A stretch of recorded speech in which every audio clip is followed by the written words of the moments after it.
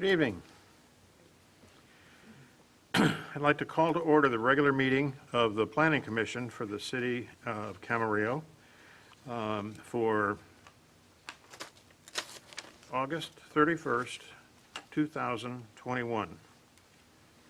Mr. Secretary, may we have a roll call? Commissioner Edsel. Here. Commissioner Murphy. Here. Commissioner Vandermeulen. Here. Vice Chair Espinoza. Here. Chairman Talmadge. Here. We're all here. And I've asked Commissioner Vandermeulen to lead us in the Pledge of Allegiance. Thank you. If you would please stand for the Pledge of Allegiance. I pledge allegiance to the flag of the United States of America and to the republic for which it stands, one nation, under God, indivisible, with liberty and justice for all. Thank you. Thank you. Item number 4, the consent calendar. Do we have a motion to approve the consent calendar? I'll make that motion. I'll second. Moved and seconded to approve the consent calendar. Any comments? Okay, let's vote.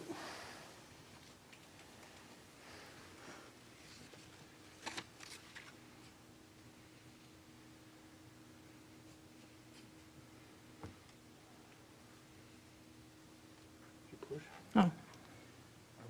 Oh, we have 4 approved, 1 abstained because he was not present.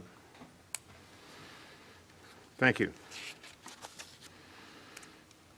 Item 5, public comments. This is the time and this is the place if anyone wishes to address the Planning Commission on any matter other than what's on the agenda. Do we have anyone desiring to speak? Seeing none, move on to item 6, which is a public hearing. And item 6 is LD- I'm sorry, wrong agenda. Final draft of the 2021 to 2029 Housing Element Update and Negative Declaration 2020-9. So, do we have a staff report? Yes, we do. The staff report will be presented by Greg Martin with Rincon Consultants. All right.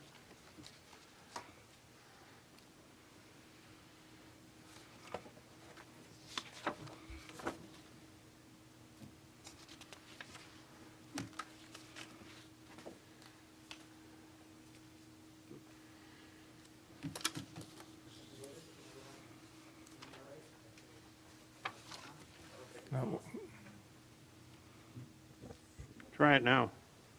Can you hear me better now? All right, well, thank you. And as David said, my name is Greg Martin. I'm with Rincon Consultants, and we have been assisting city staff with the 2021-29 Housing Element Update. And I'll try to go through this quickly in the interest of time, but of course, if you have questions afterwards, we can always skip back slides, or you can just ask general questions.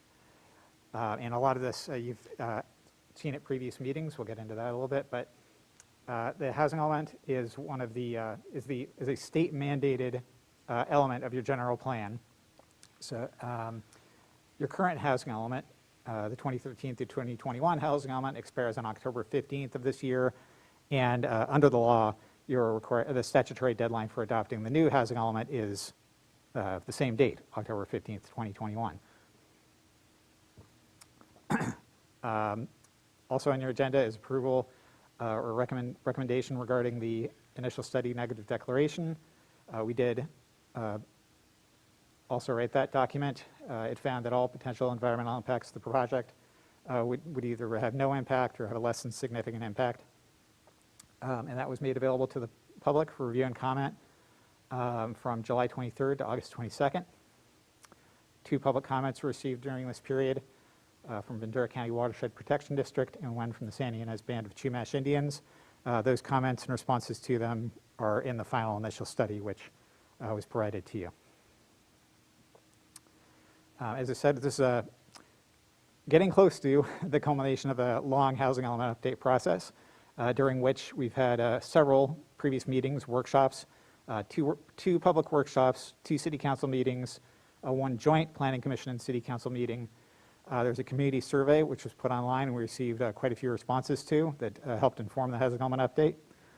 And then there was most recently the planning commission public hearing on the draft housing element update on May 4th and a city council public hearing on the draft housing element update on May 26th. And then on May 28th, we submitted the draft housing element to HCD, the State Department of Housing and Community Development, for review. They reviewed it from May 28th to July 27th. On July 13th, we had a call with HCD in which they kind of gave us a heads up on some of what their comments were going to be. But on July 27th, they sent us sent the city a formal letter with their comments. And the city and Rincon and our team have revised the draft housing element update to address HCD's comments. So I'll go through, we summarized HCD's comments. There were quite a few of them. So I'll be just briefly summarizing each one of these. And if you have questions about how these are addressed, like I said, we can come back to this. It was a 12-page letter, but with a lot of detail in it. And it fell into several different categories. HCD wanted us to provide, and a lot of these, there's already these things in the housing element, but they wanted more information or more data or more analysis. So they wanted us to provide more explanation of the effectiveness of the goals, policies, and actions in addressing the housing needs of special needs populations. And we did revise the housing element to include all the information you see on the screen there, inclusionary housing, development agreements, how the city's RDEB, or Residential Development Evaluation Board process works, the residential rehab program, affordable housing property acquisition, and how a city uses CDBG funds to help assist these populations, among other activities. Okay, and then there's AFFH, and that's this affirmatively furthering fair housing. There are a lot of requirements about that in state housing element law. And we did submit such an analysis to them. They asked for some more information on that. They wanted more analysis of the data we provided, and of course draw conclusions from that analysis.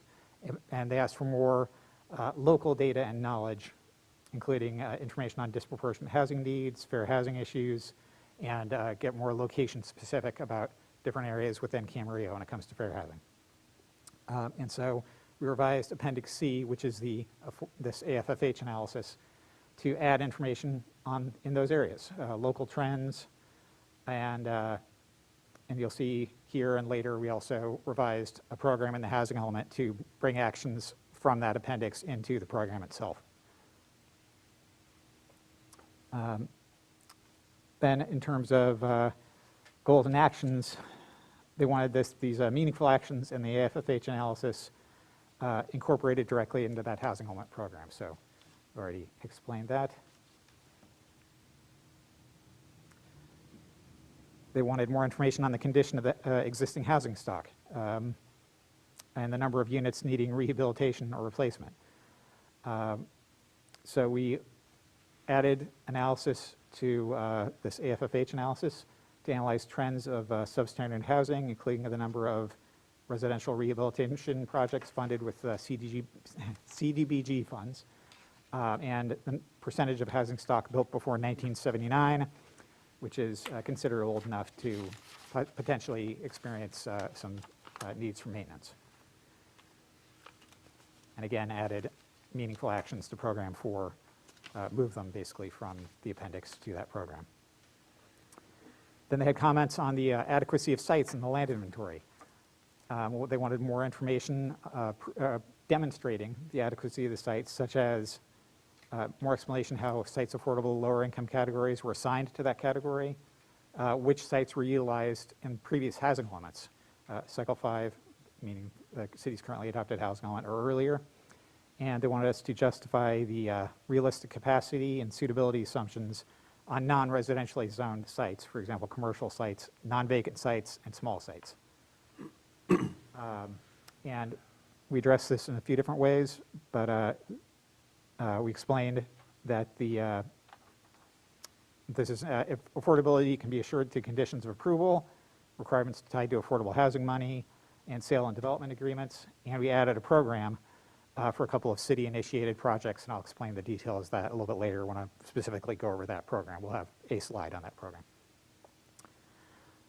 So again, regarding the sites used in prior planning periods, they said, again, the HCD finding is what they were saying. They said the element does not clearly describe which sites were utilized in the prior planning period. So in this latest draft, we expanded the land inventory table to add a column showing, labeling whether or not the site was previously used. And yes, some sites have previously been used. Under the housing element law, since these sites are meant to accommodate lower income RHNA housing units, the city must include a new program applicable only to those sites. It's program 21 now, allowing by right approval for housing developments that include 20% or more of their units affordable to lower income households, again, only on those particular sites. And then they wanted us to better support the housing element's assumption of residential development on sites zoned for non-residential units. So basically commercial, I think in most cases. And they were thinking, apparently, that we were assuming that these sites would develop to 80% of allowed density. However, we clarified that actually that assumption was from the last housing element cycle, or the city's currently adopted housing element. That assumed 80% of allowed density, but in this update, we're no longer doing that. We are instead using examples of recently approved projects and an analysis of what kind of densities were actually achieved in certain areas, such as Camarillo Old Town, and cited examples of recent projects including Cedar Oak and 2088 mixed-use projects in Old Town Camarillo. Those are the kind of projects we used as examples, and we used in our density assumptions.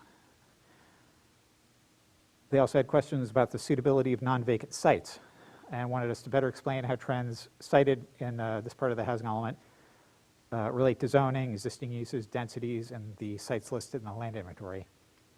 And basically here we clarified that these recent residential development projects that we're using as examples in our analysis are in the same area and have the same zoning as the non-vacant sites in the land inventory, and therefore it's reasonable to assume that similar projects could develop on the sites in the land inventory that have not yet developed that way. And we also explained that current commercial uses on these sites do not impede additional residential development because units can be built above commercial uses. The height limits would allow a second story, and there have been actually examples of that happening, such as in Camarillo Old Town.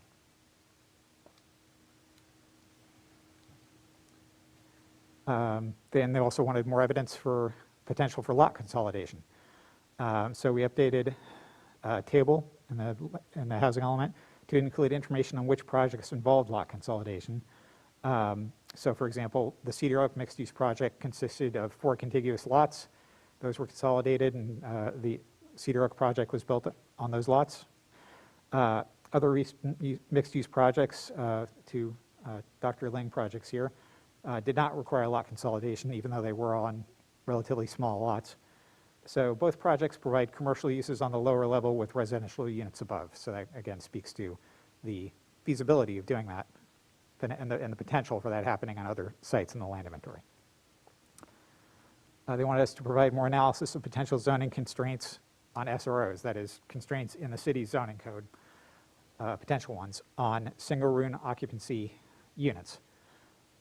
So we revised program 16, which was already in the housing element. We revised it to add review and analysis, say that the city will review and analyze the city's existing ordinance regulating SROs and make amendments, if appropriate, to address any limitations created by these existing regulations. on providing a variety of housing types for all income levels. And SROs are particularly useful or applicable to extremely low-income households.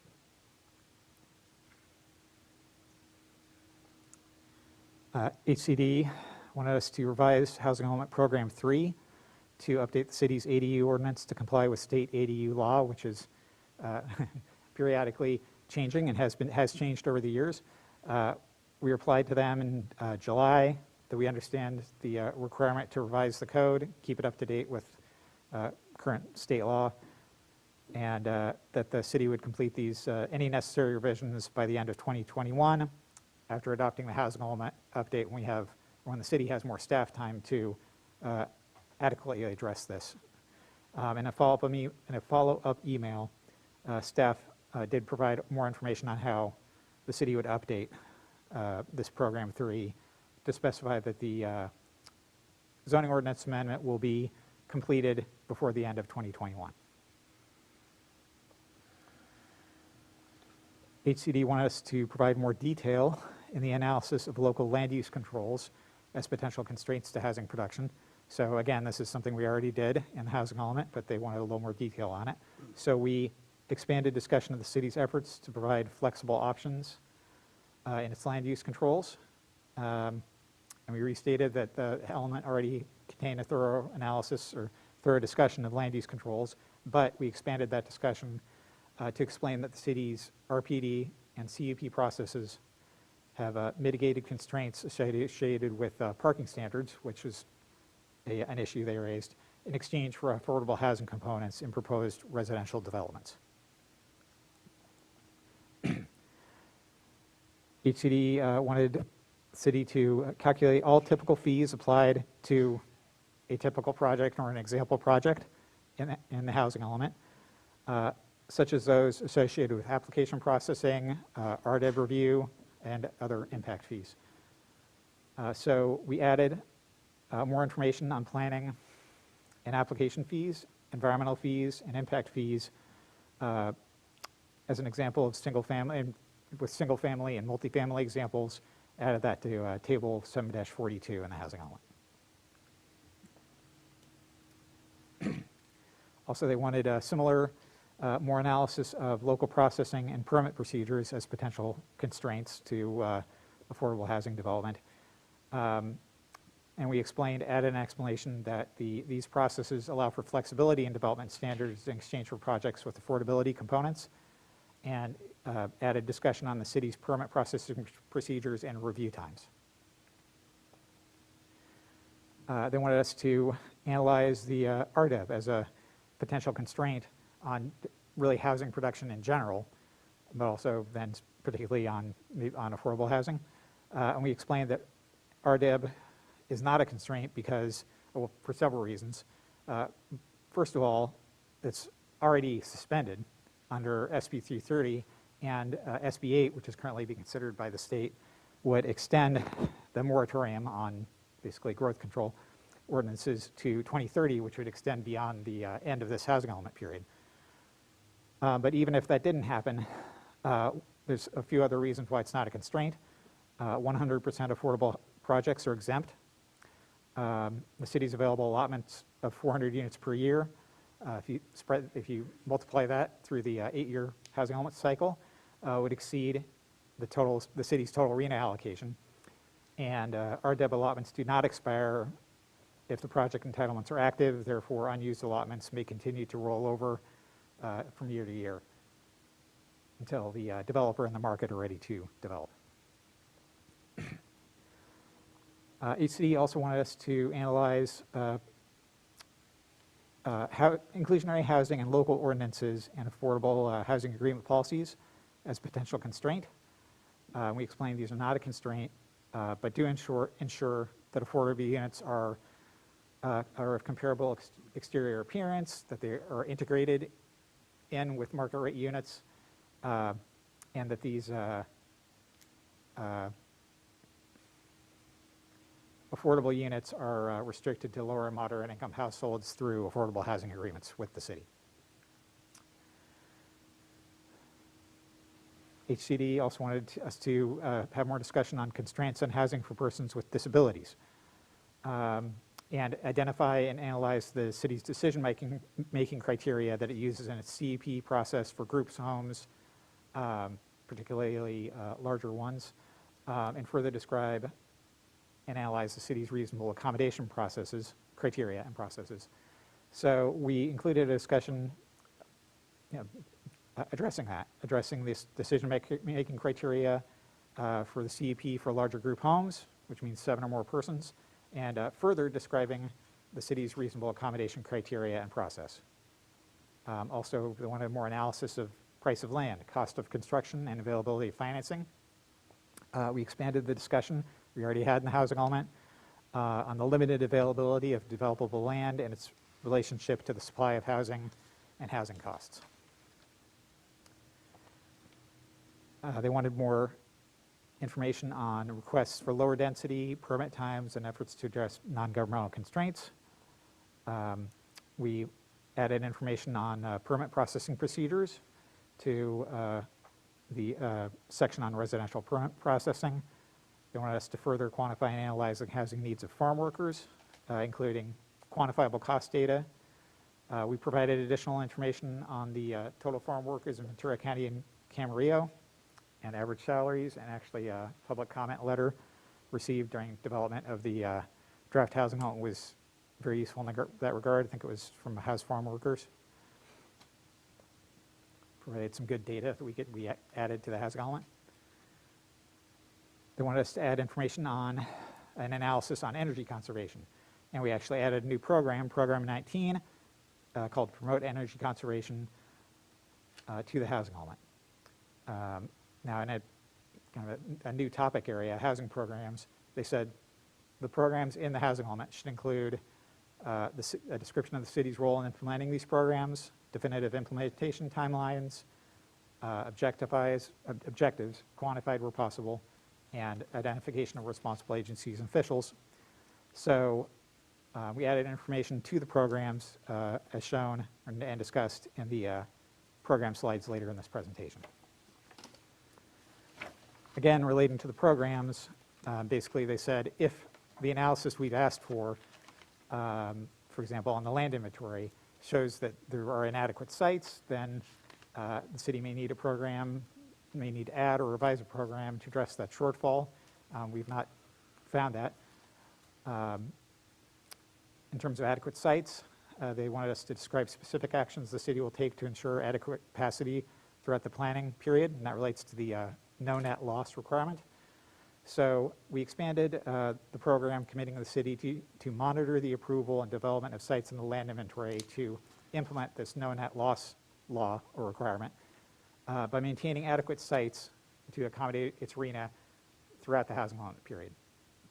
And revised the time frame for that program from ongoing to ongoing beginning within 6 months of housing development adoption, so that we just got more specific about the fact that the city will be starting that right away, basically. Again, they said if the element includes sites in previous planning periods, it must meet housing element law requirements to allow by right approval for housing developments that include 20% or more units affordable to lower income households. So we did add a new program, 21, and as I believe I mentioned before, this would only apply to sites in the land inventory that met those specific criteria. They'd been used before in previous land inventories, but it would commit the city to developing a program allowing by right approval for residential projects on those sites that include 20% or more of their units affordable to lower income households. And we're noting here that if the developer requests a density bonus or concessions in accordance with the city's density bonus ordinance, the required affordable units would be in addition to the 20% mentioned above. But again, those are on specific sites in the land inventory. They wanted, they said, depending on the results of their requested additional analysis of governmental and non-governmental constraints, you needed to revise or add programs. We did provide initial analysis to ensure that that comment was addressed and all their requests for analysis were addressed. And then for AFFH analysis, they, again, same comment. It's saying, depending on the results, you may need to add or modify programs. And they also said program 4 must include actions to promote AFFH opportunities, and we did move those actions from the Appendix C, into program 4. So these meaningful actions to address fair housing issues are now in the program itself. They had questions or requests about affordable housing preservation. They said that the element must include a program with specific actions, proactive actions to preserve the at-risk rental units identified in the housing element. There were 268 of them. So we added a new program, program 20, identifying actions the city will take in an effort to preserve these at-risk rental units. They requested that we include quantified objectives for conservation of at-risk housing units. So we did, based on the total number of at-risk units identified in the housing element. Okay, and then they had comments on public participation. They wanted us to show that diligent efforts were made to involve all economic segments of the community in the development of the housing element, particularly lower-income households, and wanted us to describe how public comments were considered and incorporated into the element. And we did add language into the public participation section of the housing element describing that. Okay, so programs revised since May 2021, public hearing, May 4th. And I'll kind of read through these somewhat quickly because I've already described some of this. But program 2, affordable housing bonus points under the RDEB. And we revised it to discuss SB 8 and how that would extend the moratorium on the residential development control system, potentially.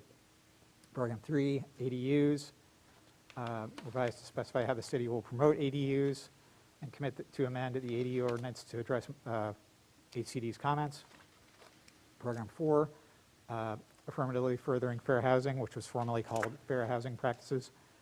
This is revised to reflect the AFFH analysis and include those meaningful actions from Appendix C and pull them into the program itself.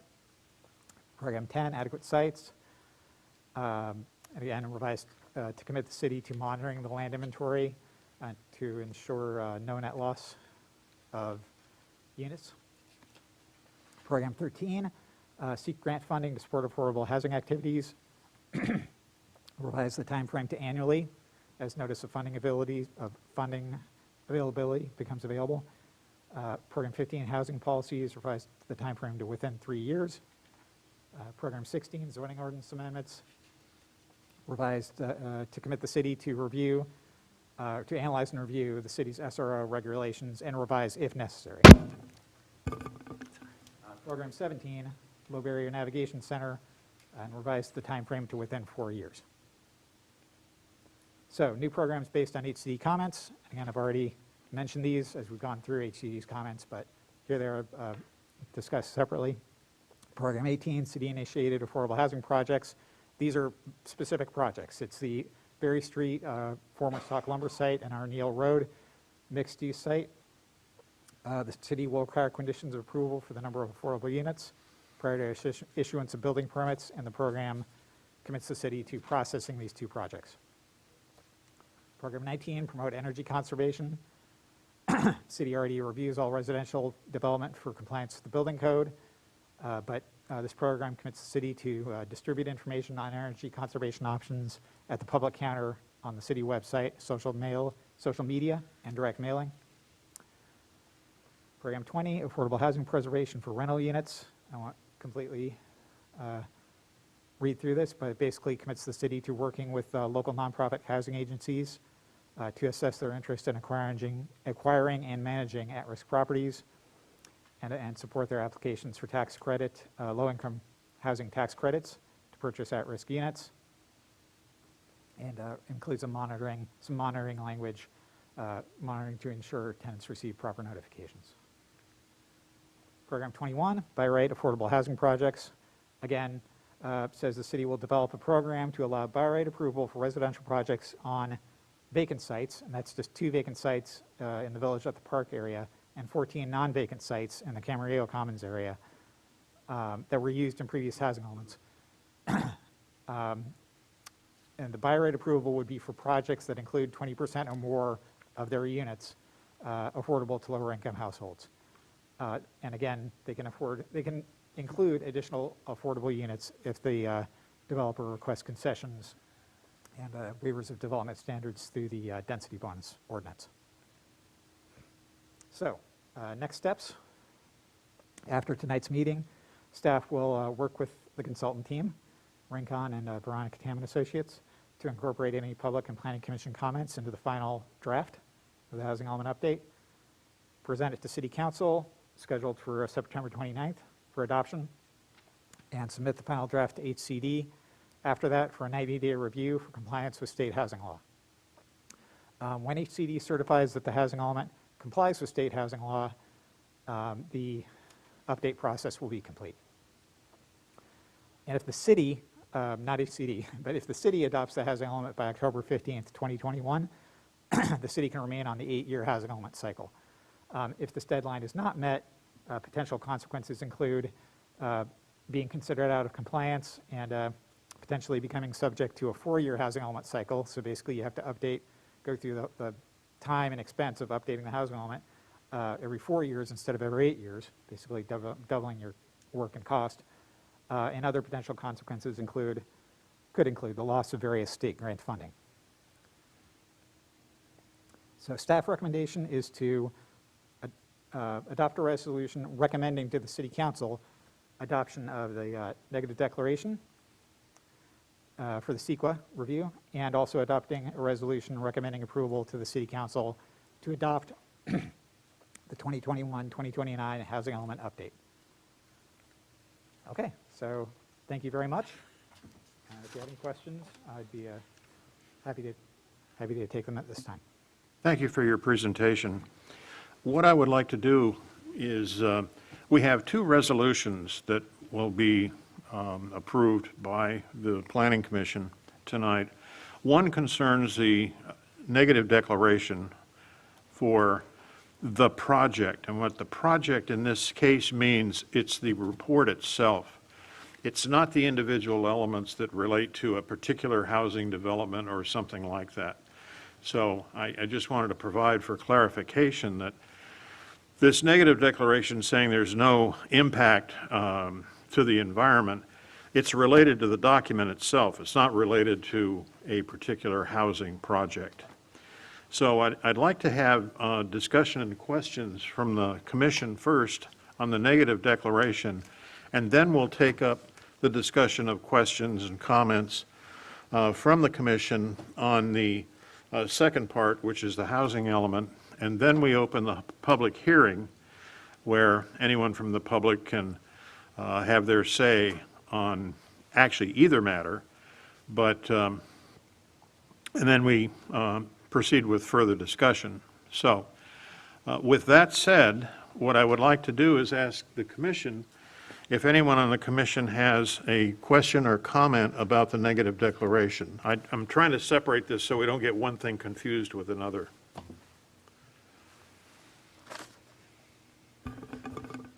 I think I'm pretty well set on the negative question on this. It seems pretty well explained going through here as far as what we submitted, what their questions were, and how we answered them.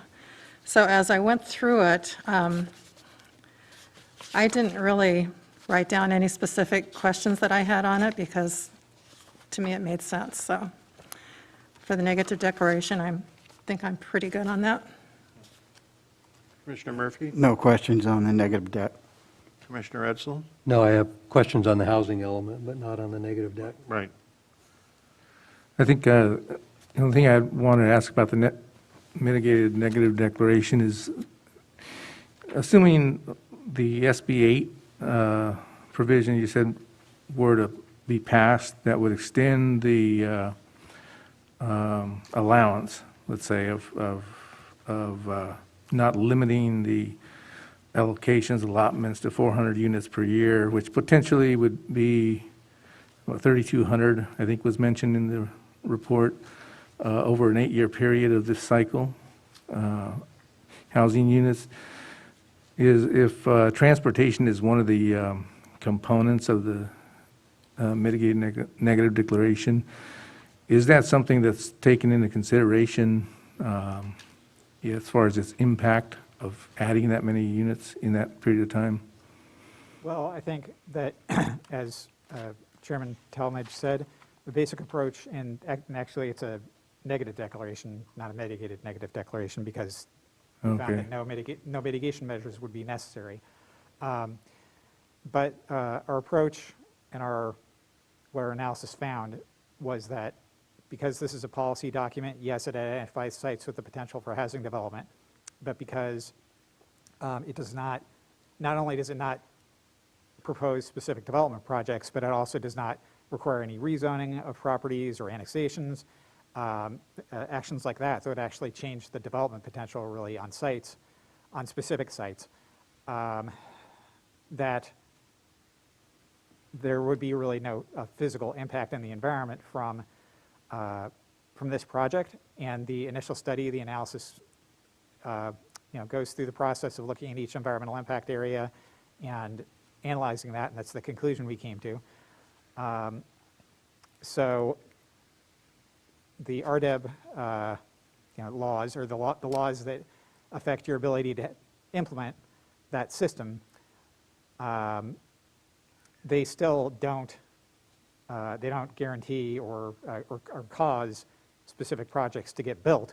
So that conclusion of the initial study still holds. And somebody could argue that, I don't know if the city believes that currently with the SB 330 in place, if that's increased the amount of developing in Camarillo, could be argued that, or it could be, but I think it's not a causal relationship necessarily that could be demonstrated that moratorium staying in place from the state down to the local level actually directly leads to specific housing projects. And then also, it's mentioned specific development proposals that would be carried out after implementation of this housing element update still would have to go through the regular process that they currently do, all the regular processes the city has for reviewing development proposals and CEQA when applicable. So this project doesn't change that, and therefore doesn't have a direct physical impact on the environment. Yeah, I was just, really thinking about how this would play out, over this cycle period. And since, there's, we say locally a limitation, but with the laws in place, and if the law is extended, if it actually allows even greater potential development Right. to encourage additional housing units, how that all would play out in terms of impact. And Right. And because that's basically dependent on the free market, it's up to developers to propose housing, and the housing element neither requires them to do it or really prevents them from doing it. So that's how we came to this conclusion. So if I can just kind of jump in a little bit. So further environmental review analysis will be conducted when the projects are actually proposed on these sites. So that's when we would address for example, your transportation question. So we Right. look at it at that time when we actually have defined the project and we're analyzing it for its Okay. environmental impacts. But it doesn't need to be addressed in this process? No, this is a Okay. policy document. So Okay, that's- thanks. That's all I have. Any other comments? Commissioner Murphy? Yeah, just to further that line of conversation a little bit, I didn't see anything in the housing element that would even suggest that the environmental review for any specific project would be lessened. I didn't see that anywhere. Is that correct? Yeah, you're correct. Okay. All right, thank you. I have one comment on the negative declaration. Under Section 17, which is my favorite topic, utilities and service systems under water, the slight paragraph that is written for water, I think ignores a couple of important comments. First has to do with and it's alluded to, but not, it doesn't say conservation measures to be strictly enforced. We're in a significant drought, and there are actions that need to be taken, and I think that should be noted in here. The drought response, there's a reference, of course, to the Urban Water Management Plan, which addresses water shortages under various scenarios, and I think one or two summary comments from the Urban Water Management Plan about how the city can respond to water shortages would be appropriate. Not just saying what the Urban Water Management Plan is and what it does, but, okay, it is a report that is prepared, but what are the summary comments? And just very brief, very brief. And I think there's a one-liner here that says last year about 289 million gallons of wastewater were used for recycled water. That's great. That should be in there. And there are programs within the city to promote further use of recycled water for irrigation and whatnot. So we ought to blow our own horn and take, I think, credit for what we're doing. And also the current construction of the desalter project will go a long way in creating another sense of independence in water source. So I think just maybe one or two sentences in there that capture those ideas gives a little better picture of the water, because that's a hot button item right now throughout the state, and I think we should say something in here about the negative declaration about that. So I would like to see some verbiage added to that in section 17. I'm not sure what page, it's page 85. And then it's also page 109 of 749, so whatever, but it's section 17 of the Right. negative deck. Any other comments? I think that's a good point. I agree with that. Okay. All right, now we move on to what would be sort of the second item, but it's really our discussion and questions for staff and our consultant on the housing element itself. So I'll start to my left, audience right. Commissioner Vandermeulen, do you have some comments? Well, I really didn't make too many questions, write down too many questions as I went through it.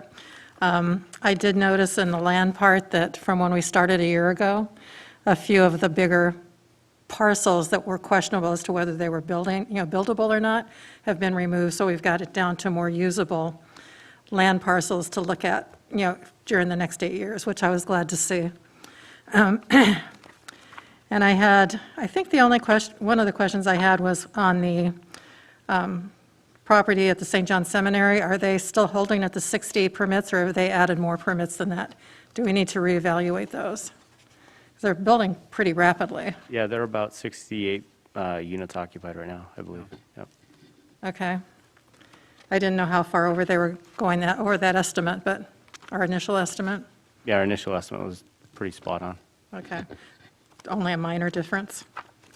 So I'm going to just hold to see if I have too many other questions as we go through. Thank you. Commissioner Murphy. Yes, thank you, Chair Talmadge. I have a question regarding the statutory deadlines. That I think you mentioned that the city needs to adopt this plan by October 15th, or there will be, right, out of compliance repercussions, or whatever you call them. But in the meantime, the HCD will be reviewing. They'll be in their 90-day review of the housing element. So the city obviously can adopt the plan before HCD completes its review, is that correct? Yes, that's correct. And city can even make minor revisions to the housing element to address further HCD comments after adoption. So yeah, that's a yes, answer to that question. Okay. And is there a statutory deadline involved with that 90-day review period if the plan is not to HCD approval by the 90 days? Could that be an issue? I don't think there would be any onus on the city. I think the HCD is supposed to get their review done in 90 days. I know that they've been challenged with getting some of their, possibly getting some of their reviews done on time, but as long as the city meets its obligations for for adopting it, then you're good. And there are no statutory deadlines, so it apply to the city. We can also ask, I'll ask staff, or, So yeah, if I can just expand on that a little bit more. So the big key date here is the October 15th, 2021. So we need to adopt the the final draft housing element and send it to them for their review for certification. So we can still kind of go back and forth, it's kind of a negotiation back and forth with the state. So we can still do that after we adopted the document, and we're still considered locked in for that 8-year housing cycle and still eligible for any other state grants. And, so we obviously wouldn't want that to continue for a long time, but, it could drag out, 90 days for their review, and then we respond, and then they have, I believe, another 90 days to review it again for certification. And we'd keep going back and forth until we achieve the state certified certification of our housing element.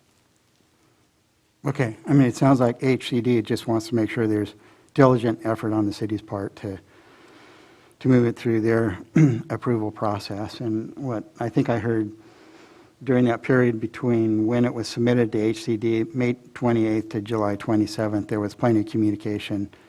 During that, there were telephone conferences and emails and so forth. So it hasn't been, it's not like this will be round 2. This will be for HCD review. They've already reviewed it. They've already made comments. And then what we're seeing is the result of the initial submittal plus further communication with HCD. Right, that's correct. and pretty extensive revisions, but revisions to the housing element. I shouldn't say whether they're extensive or not, but just including revisions to the housing element to address their comments. All right, thank you. Anything else? Yeah, I have Commissioner a Edsel? couple comments. I was on the commission when we did this 8 years ago, and I don't remember the state having so many comments. Is that unusual this year? It just seems like they're really in the weeds here and almost kind of taking a lot of the local control away, where they're really mandating deadlines and things with the amount of comments they had. Is that my imagination, or does it seem No, like there's a it- lot it's- more? They're definitely in the weeds on this housing cycle. I've been part of 2 additional housing cycles, and 2 housing cycles ago, they kind of, almost got into the weeds. And then just for our current housing cycle, we were going through the recession, and they knew, cities were, maxed out with their projects and staffing, and they're having other issues. So they kind of backed off a little bit and approved them, and, fairly quickly. And now this time, this is the furthest down in the weeds I've ever seen it. Yeah, so then, when it gets submitted on October 15th and they have that 90-day review, do you expect this kind of additional scrutiny, or you think that we're pretty much done with their comments and addressing their comments? We feel we have a good document here that, they can review. They may have additional questions, but we feel it's a solid document. Yeah, I thought it was pretty good before their comments.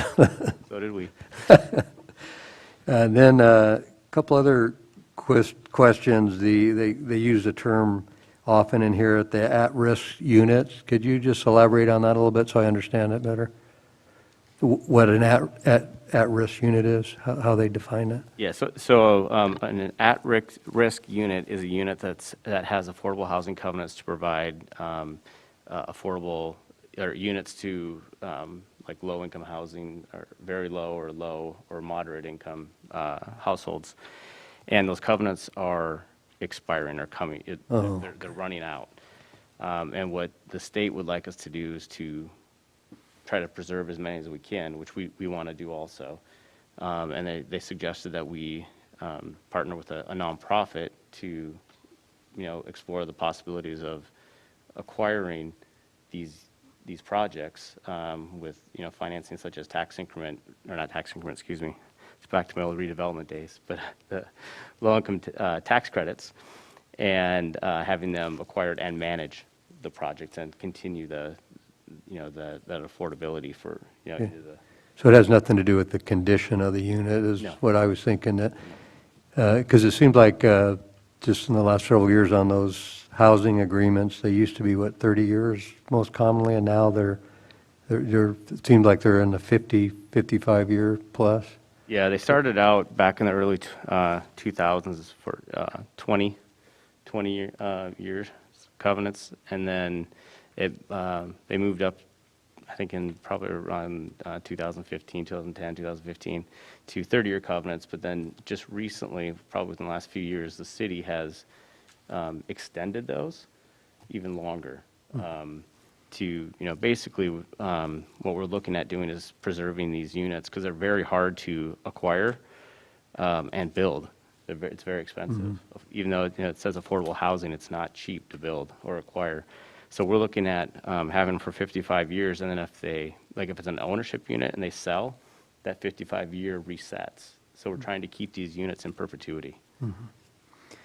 And then one last question for now anyway is the by right approval, does that indicate that people can bypass the city's process and they just have a right to get things approved? So the Because the short answer state's is, going to kind of trump the city's regulations. the short answer is no, but it is a different process. So we would have to develop a program for those 14 sites, just those specific 14 sites, which are 2 vacant sites near Village at the park, and then basically the Camarillo Commons, where they can come in, and instead of going through like let's say an RPD process that would come before the Planning Commission, it would be basically a zone clearance or an over-the-counter permit. And they would have to meet all the development standards in that zone that we create, and have a minimum of 20% affordable units for low-income housing. Okay. Yeah, I guess I was looking at that as that it kind of took the complete regulation away from the city, but you guys still will get a chance to review and have it adhere to certain standards? Yes. We have 3 years to develop that program. Okay. So, in a past city, we have developed a pretty substantial program that includes a lot of development standards that would make it acceptable. Of course, not ideal, but at least acceptable and meeting state law. Okay. Thank you.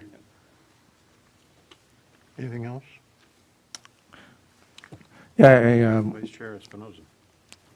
thank you, Chair. That was a great question Commissioner Edsel had, because it certainly ran through my mind as I reviewed the report. It seemed like they really did delve in there extensively.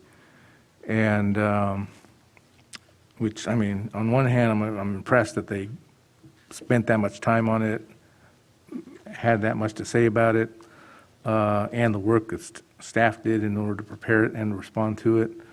But it does, make me wonder about what's going to happen in that 90-day period in terms of whether the responses that we're sending up along with this final adopted housing element is going to require substantial changes. And if I'm not mistaken, it would come back to the commission at that point if there are changes to what we're going to submit now and approve today. Yes, if there's any other comments that HCD has that we need to make the document, it would go through the same process of, planning commission review and then recommendation to the city council. And then the only area of concern I have in the element is it seemed like there was some focus on, they didn't specifically mention it, but it seemed like they were focusing on maybe the Camarillo Commons area. And in the last cycle, I think, they mentioned in here, and in your bullet point, it said that the element does not clearly describe, this is HCD saying this, the element does not clearly describe sites, what sites were used in the previous element. Do they not receive like a previous element document with any sort of revisions that are made along the way during the cycle period as a reference when they're reviewing the new draft? Or do they just, They don't receive that from the city, and I don't believe that's the normal process. I mean, they could, I mean, the current housing element's on the city's website. yeah, right, They could review it, so it wouldn't really be necessary to send it to them, I don't think, the current housing element. Yeah. the housing element update. right, But I also don't think I'm not sure they would go to the level of detail of doing a side-by-side comparison. They want it to be shown in the current housing element update, and that's why we did add to the land inventory table showing which sites had, were sites that had been included in the previous housing element. Because they don't just want it, I think, to know it themselves, they want it to be made clear for anybody who's reviewing the current housing element update. okay. Yeah, so getting back to the Camarillo Commons, I'm thinking, if they are having an issue with that, or if that's something that they're going to be looking at and scrutinizing later on and saying, we really think that really doesn't, because if that was an area identified in Cycle 5 and there were no residential units added in that 8-year period in that Commons area, at least we're talking about, say, from, north of the freeway, Daly to Ponderosa and Mobile and Arneal. If that's going to stay the same for the foreseeable future, is that something they could potentially be questioning, and what then? What is the? Well, I think we've provided good examples in the housing element. And I'd like to address that too. Yeah, just to kind of add a little bit more to answer your question. So what's happening here is that HCD basically identified that these sites have been in a previous housing cycle or two. So that's what triggers it in state law, that we have to do that by right zoning. But so that kind of answers that question there. But when we're looking at the Cam Commons specifically, because we had it in we had it in our fourth housing cycle and our fifth housing cycle, which is our current one now. In our fourth housing cycle, we anticipated 550 units to be developed there, and they weren't. Then in our current cycle, they increased that number to 634 units, and those units weren't built either. So, but as we were going through the review process, we were kind of hearing from the community, the planning commission, and the city council that, hey, let's use a realistic number that we think would really work in here. So that for this current housing cycle, we reduced the number to 487 units, which we feel is much more realistic and achievable based on what we're hearing from the development community. There is interest in the Cam Commons now because we're kind of built out. We're kind of running out of land, so we're starting to look within at underutilized properties. For example, one of the low-hanging fruits that we identified in the Camarillo Commons specific plan is that area, that big vacant parking lot area, surface parking lot area by the bowling alley.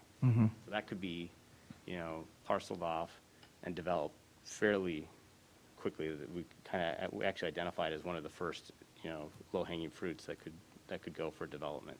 So we feel that is a realistic number for the next 8 years, and like I said, we're starting to kind of feel, and hear, I should say, from developers that are interested in that in the Cam Commons plan. Okay. And I would say in any community, or any housing element, and the interaction between the city or any jurisdiction in HCD, there's always a little bit of a tension just in the way the housing development process is designed, that the state is saying this is not a mandate to produce this many units, we just want you to zone for it and encourage the production. So it's encouraging the production of the units, but then if it doesn't happen in future housing cycles, then we are, if for example in this one, city is being required to do something else to try to further encourage housing production in those areas. So, Right, okay. Thank you. And then the last thing I had was the project entitlement. So when we have made allocations and they have not been developed and they carry over, it says that they remain there as long as they're active. What does that actually mean, whether they're active and when they're basically determined to be, needing to be expired? So what we mean by that, by being active, means that they're still an active entitlement permit associated with that development allocation. Or so basically, let's say there's a development, residential development project that received 20 allotments to build 20 units. So as long as the developer or the owner of that project keeps that the entitlements current by extending them for a couple of years and then actually developing them, those allotments will not expire. Those keep kind of rolling over. They're kind of linked to the development permit itself. So, and currently, I believe we have 661 unused allotments that they could start building at any time. Okay. All right, that's all I have. Thank you. Any other questions? Commissioner Vandermeulen. I just wanted to comment, I know that when I first saw the Camarillo Commons, several years ago, and it was just one big major project, that was wanting to be rolling out, it looked like all at once, they're all planned together. I like this plan where it's more like in bite-sized pieces, where we can take one section at a time or look at them and go along and build and blend, as we go. So to me, it looked a lot more doable, what's in this plan versus, what we started out with. So I just think it's going to be a lot more feasible to get it done. Thank you. I have a couple of general questions. Somewhat piggybacking on a previous comment, what do we expect out of HCD? Do we think that they're going to drag this on? This is an unusual, in my experience, extensive review by an agency. I don't know if they didn't have enough to do and they decided everybody would work on this or what. But do we expect approval, or we have our track, we're going to be approving by September 29th, and then, so we meet the October 15th, and then there would be continued discussions afterward. Is that what we really expect is going to happen? Kind of. So we expect that we're going to approve this by the deadline, Right. October 15th. So we lock into that 8-year housing cycle and are still eligible for, any state grants that may come out that we may want to apply for. And we believe that we produced a good document that they can review and certify. There's always, they could come back with some tweaks, but we developed this document with the understanding that we're addressing all their comments for certification, which happens after we adopt it in that, 90 Just days. out of curiosity, have you checked with any other cities in the region? Are they experiencing the same thing in their review? I know that everybody's time frame is a little different, but I'm just curious if you had the similar experience related from other cities. I've heard that. Can Veronica Tam answer that? I'm online, so So did you hear the question? yes, I did.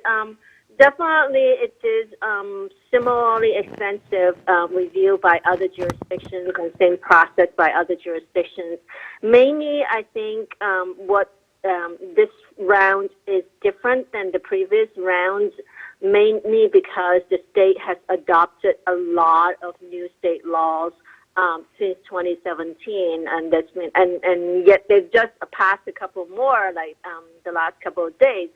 And because of that, the complexity of the housing element, it's far more than the previous cycle. So you know, if you've gone through the fourth cycle and the fifth cycle housing element, your recollection is correct. They were not that stringent before, but this round it is. And so we do anticipate, that they're not being particularly picky about Camarillo. They're equally picky about everybody.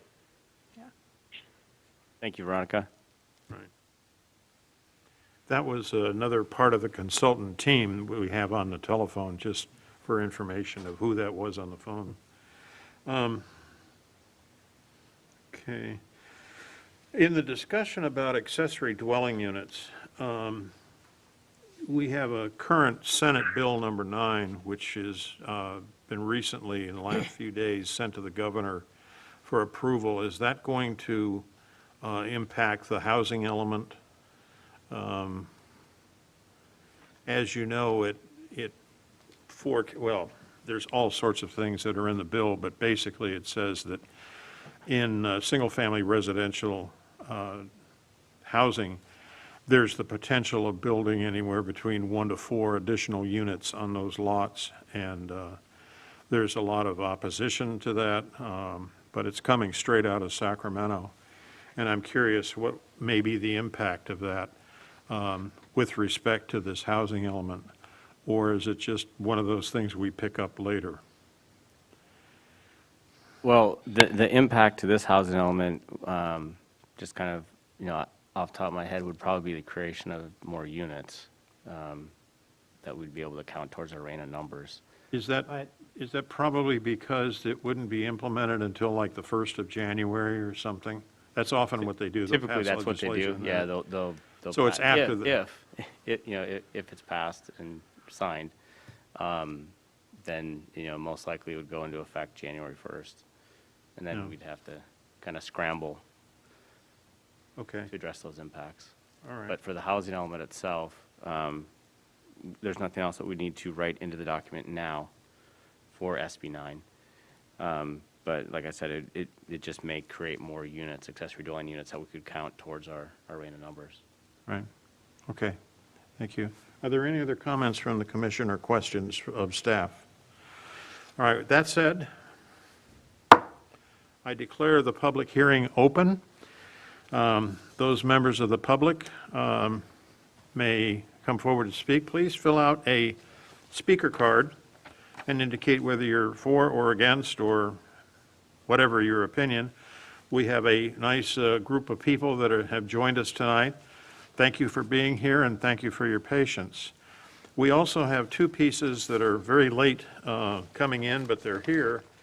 One is from Linda Braunschweiger that represents the housing farm workers and has some comments. And then there's an additional letter from the residents of the Camarillo Mobile Estates. So we have 2 letters and 1 card to speak. So I'll start with the card I have. It's Jerry Barnett, and he's representing the residents of Camarillo Mobile Estates. No address is given, but he's here to talk on agenda item number 6. Mr. Barnett, if you could come forward. Good evening, sir.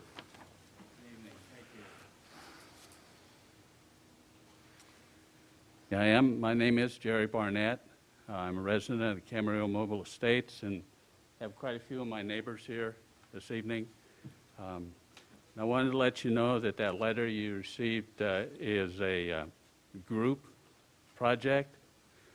We were asked to just produce a letter and have people sign it, and we said, no, we're going to work together on this, and that's what happened. So that's a group project. Every person that signed it was actively involved. We did not go to door to try to get signatures. We left this a voluntary thing. In addition, the letter mentions a survey, that was also voluntary. Our purpose was to update some information for your housing element. We're new at this, so whether it applies or not. Page 3 on that letter has an updated map for the sensitive communities, and the letter documents what we think qualifies us as a sensitive community. So we updated that map, whether you can include that or not. We just want to supply that information to you for our perspective. And then on page 4 is a suggestion for updating the Camarillo Housing Resource Guide to help us help our landlord obey the law. Our new residents are coming in not knowing what California state law is. And I give an example in the letter of what could be done on the Housing Resource Guide to help those new residents. It briefly mentions health and safety issues.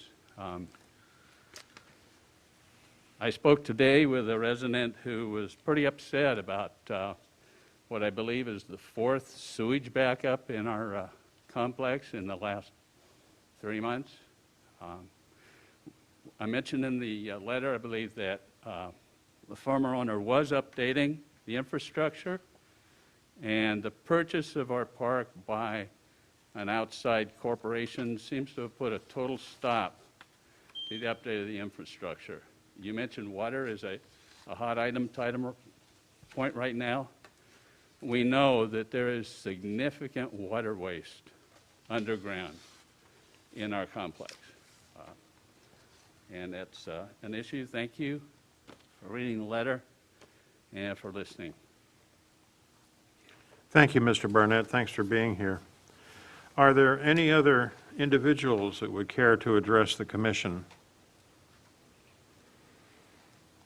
Do we have anything else? No further request to speak. All right. Since no one else is going to say anything, or we have no other materials in front of us, I declare the public hearing closed. And do we have any response by staff to the comments or the letter? So I quickly read the letter before the meeting, and typically, the housing element is more of a policy document, at the 30,000-foot level. Just from a quick glance at the letter, and I'm trying to understand what they're saying about all the, the points that they're making here, the valid points. It sounds like it's a more of a site-specific issue in regards to the increased rents, the housing resource guide. We'll look into that. That's a staff document that we could probably make. But before we put it on there, I want to make sure that we research that California civil code. But that document's for the people. It's supposed to be a resource for the people. So we could probably do something to make that addition. There's also the city also has a rent review mediation commission, which where the landlord and the tenant can sit down and try to help understand where these costs are coming from to justify the rent increase, and ask questions, and the landlord can kind of give their side of the story, and then the city tries to facilitate that. And then in regards to the wastewater, we'll definitely look into that. If there's a leak and it's an issue, we can definitely look into that. We'll work with our Public Works Department and have that looked at. They also mention a development to the south. It's one of our sites that we have in our land inventory. So that project they did have a formal application on that project. We deemed it incomplete back in, I want to say, May. And we haven't heard anything back from the developer, so we don't know where that project stands. So those are my comments on that letter. But we'll definitely include it in the record. All right, thank you. Wouldn't we have to kind of look at that also, any of the infrastructure items, the water, sewage and stuff, along with to making sure that the additional plot next door could be built on safely and tie those all in together?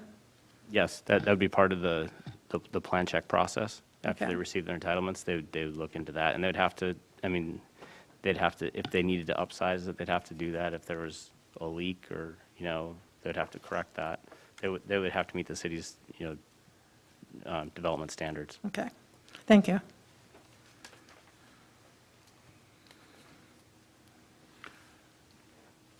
I'd like to entertain any comments from the commission. Commissioner Edsel. Yeah, I just wanted to clarify, so to address the concerns on this letter, they're not before us tonight, but the different things that the city can be involved in, you'll refer those and look to those issues, right? Yes, that's correct.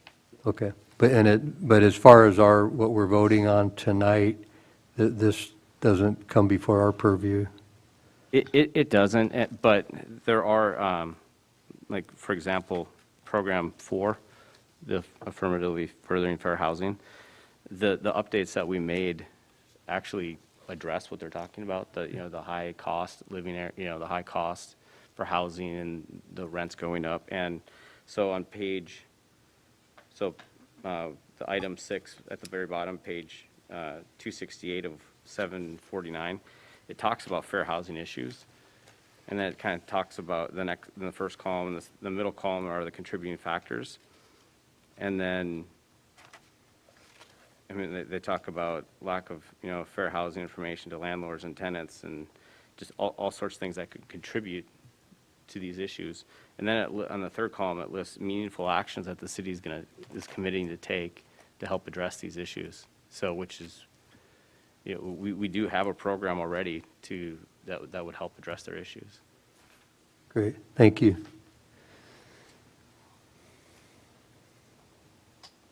Yes.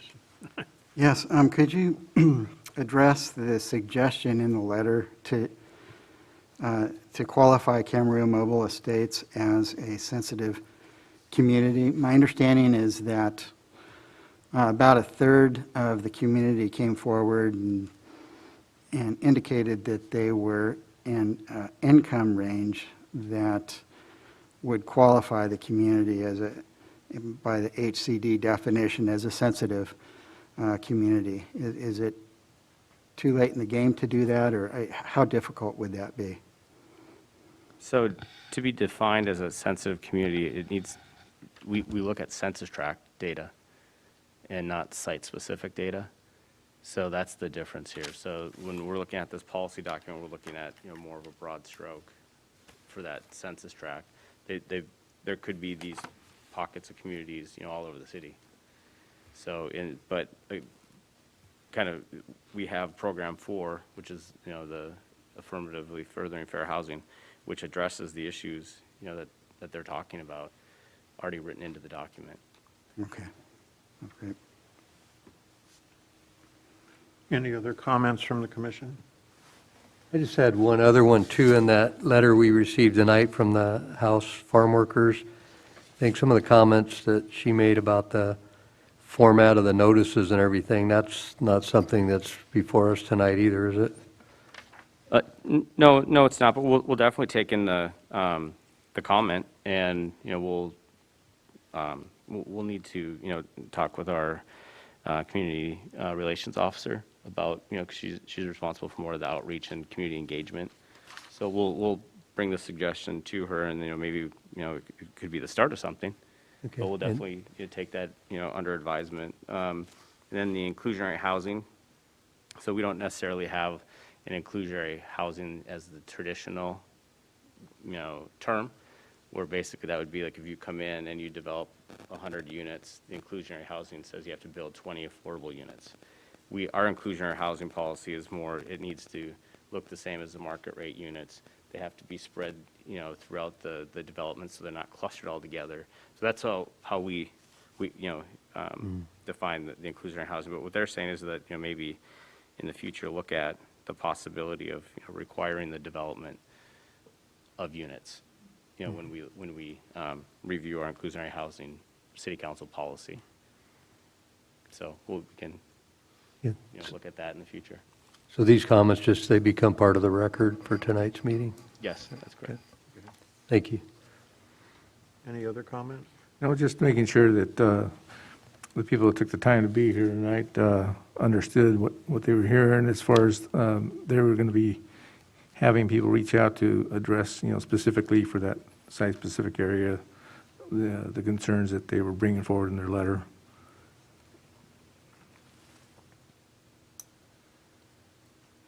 I have a couple of summary comments.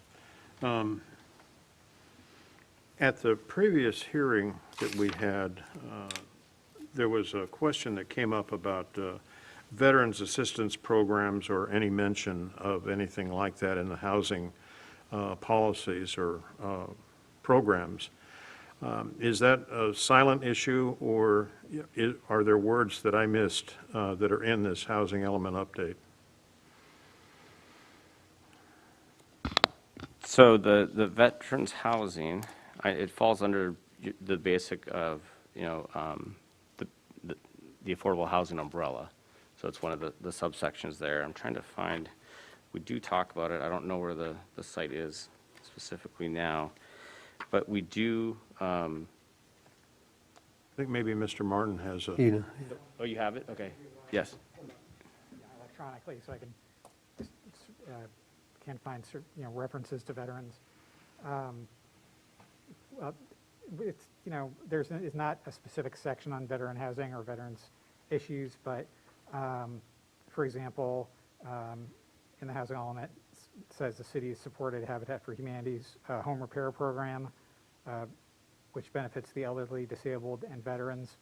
And there may be other mentions of veterans in the housing element, but it's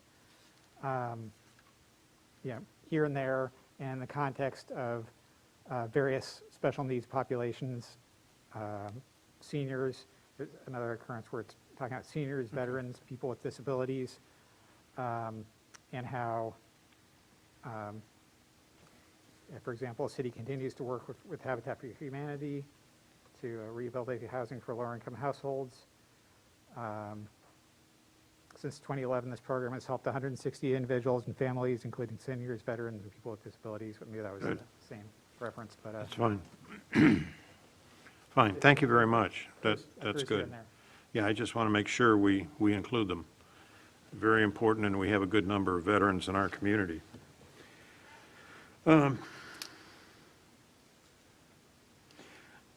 like the revised maps that we have that started from the first one that we didn't see when we had the submission, and then the revisions that have come since. And I think that's excellent to really narrow it down to those sites that truly have potential for the future. And I also like the way this was organized, although it's voluminous. The audience probably doesn't appreciate this, but this is the 50-pound book we got to carry around on this particular item. But it included the original draft and then a red line of the comments as they were drafted in response to Housing and Community Development's comments and other comments that came in, and then the clean draft that we have now. So I thought that was very beneficial to be able to look at one and look at the other and see what changed and things like that. So I found that very helpful. Thank you. And overall, I want to congratulate the staff and our consultants on an extremely thorough and complete job in putting this together. I have seen some housing elements in the past that are very, very thin and don't say a whole lot. This says a lot, and the kind of comments we received from your association are the kinds of things that we need to hear so that we can put these things and make policies in the city that make sense and take care of our citizens. So, but it was a lot of work by staff to do this, And it's a lot more people than are sitting here tonight that had a piece in this, so I thank them for their superb efforts. And if there are no further questions from the commission or comments, then I would propose we move on to, we have two resolutions for approval. The first one has to do with the negative declaration for the overall project being the housing element update. And it's located, well, right in front of the mitigated negative declaration. So could we have a reading by title of the resolution? Resolution number PC 2021-17, a resolution of the Planning Commission of the City of Camarillo recommending adoption to the City Council of Negative Declaration 2020-9. Is there a motion from the commission? I'll make a motion to waive further reading and vote for adoption. Second. Moved and seconded. Before we vote, I want to make sure we include the comments on the water section in the negative declaration that we discussed. And, got it? Okay, good. That said, we vote.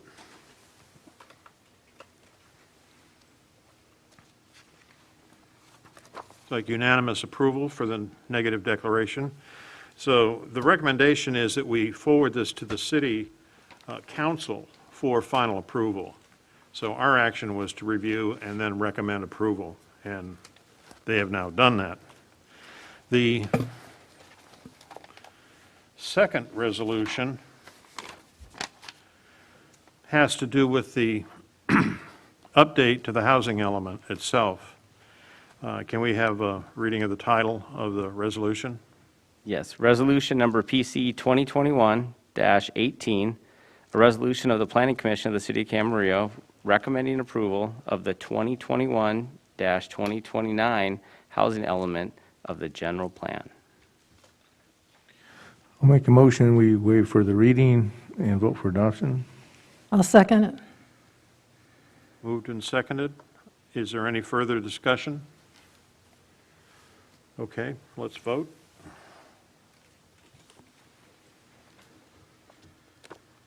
Unanimous approval. So the housing element, and again, this is a resolution recommending to the city council that they review and approve the housing element as drafted. So that concludes item number 6 and item number 7. Now we have a director's report. So the only thing I have to report out tonight is that we will not be having the September 21st Oh, good. Planning Commission Okay. meeting. So, no, that's good. Thank you. So you're welcome. Does the commission have any comments? I do. Commissioner Murphy? Yeah, I just want to echo your congratulations to staff and the consultants. Really job well done. The document is extensive. It covers an amazing amount of area. I would encourage everyone to read it, but I would suggest the electronic version. And that version, which is in the city website, is, and I'm not technologically savvy or anything, but I found it to be much easier to navigate through than the written version of it. It has a very easy-to-use search feature, like put in any word, such as veterans, for instance, and the relevant pages pop up on that. So, but the whole process, I think, was really well done, and I just want to repeat the appreciation that's been expressed for that. Thank you. Any other comment? Commissioner Yeah. Vandermeulen? Yeah, and I also want to thank them all the staff for this, because I thought I was doing a pretty good job these last years keeping up with all the legislative bills that have come down towards us, but there's still new ones in here that I saw numbers on that, that I haven't read or, kept up on. And there were so many having to do with housing issues, over the last 2 years, that it is a big chore just to keep up and try and meet all those requirements. So, and then there's more coming down the pike. So they're really kind of hitting us hard, and it's going to make it difficult to keep up with everything. But thank you for the job you did on this, because it was tremendous. Anyone else? No, just thank you, staff. I mean, it's a monumental amount of work and complex, housing itself.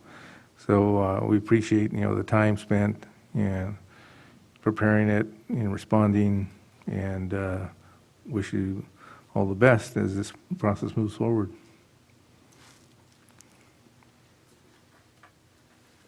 I have a few comments. First off, I want to thank everyone in the audience for coming tonight. We appreciate you being here, and we like to hear from you. So thank you for your attendance tonight. Thank you for your comments in the letter and testimony. And thanks to our consultants, one present and one on the phone, for their work on this. And of course, all the heavy work done by staff on this housing element. It's truly an excellent document, and I think it really stands in real honor for how much work and how good the people are that are working on it. So we really appreciate that. There was one thing I wanted to mention. Most of you don't know that this happened, but the city of Camarillo was given an award at a recent conference that was sponsored by the California Association of Environmental Professionals. And the award was for, if the commission recalls, it was the preparation of our in-house document on CEQA and how to handle things. And it received a recognition and an award from AEP for that effort, and that presentation was made to Mr. Vaca at the conference, well, was that actually last week? So congratulations to staff on that work. That was outstanding. And my last comment, thank you all, everyone, for wearing your masks. That we have to do that. But I want to encourage all of you, if you haven't done so already, please make sure you vote. It's important. It's an opportunity we all have to exercise our citizenship and our rights. So please vote. So with that, and seeing nothing else, I call this meeting adjourned.